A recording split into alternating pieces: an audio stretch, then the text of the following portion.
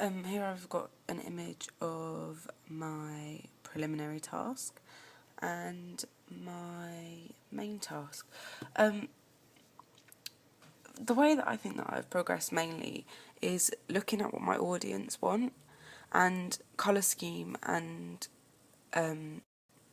where to lay things. The Sklar theory especially helped me for my main task because it really helped me to show where to put things. Whereas in my preliminary task, although they are placed okay, it doesn't look professional.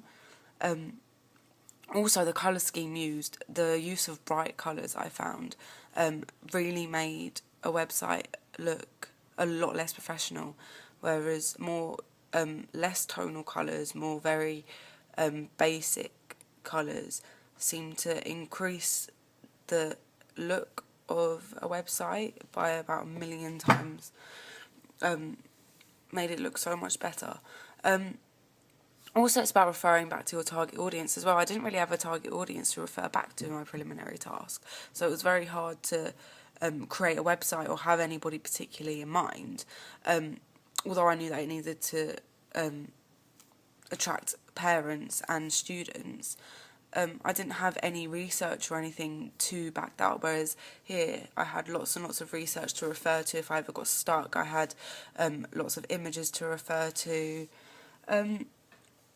Also, as well, is my skill level of Dreamweaver in my preliminary task was very basic compared to my skill level in my main task. It was a lot easier in my main task to get everything placed where I wanted it to. One of the problems, though, that I did have in my main task was the hyperlinks. Sometimes if I would edit a page or move a page around, the hyperlinks would for some reason disappear. In the end, how I overcame it was I realised that I wasn't following the correct method as it was shown in the booklet. So I wasn't going to the hyperlink and including an actual hyperlink and telling the hyperlink where to go. Instead I was creating a hyperlink to nothing, which I didn't realise at the time, and so my booklet as well helped me a lot. Another problem that I overcame was placing the images, because on my preliminary task I had a website already to refer to.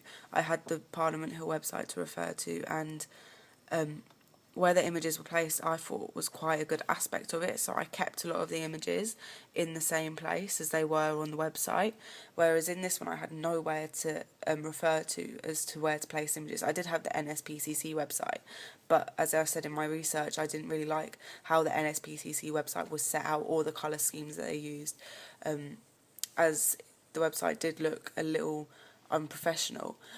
However, I was able to ask my teachers and my classmates as to what they thought and move things around a little bit until I was satisfied with how it looked.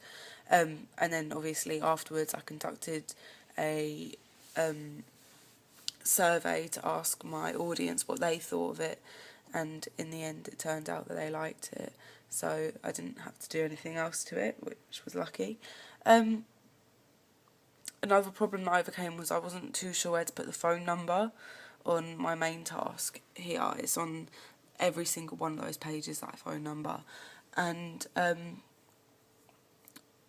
it was really hard to place it because at first it was in the middle of each page, and then I wasn't too sure that looked very professional. So then one of my teachers suggested that I put it in the corner of every single page.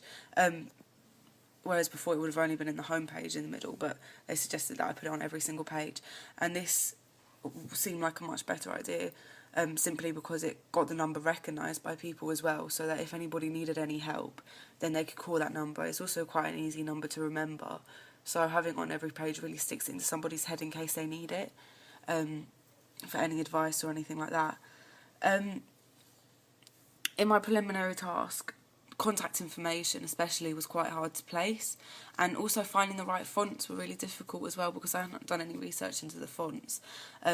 This was one thing that I remember being quite difficult, so therefore later on I conducted some research into the fonts and looked at what websites use different fonts, and Century Gothic was one that a lot of websites used and one that I actually really liked and thought was quite professional.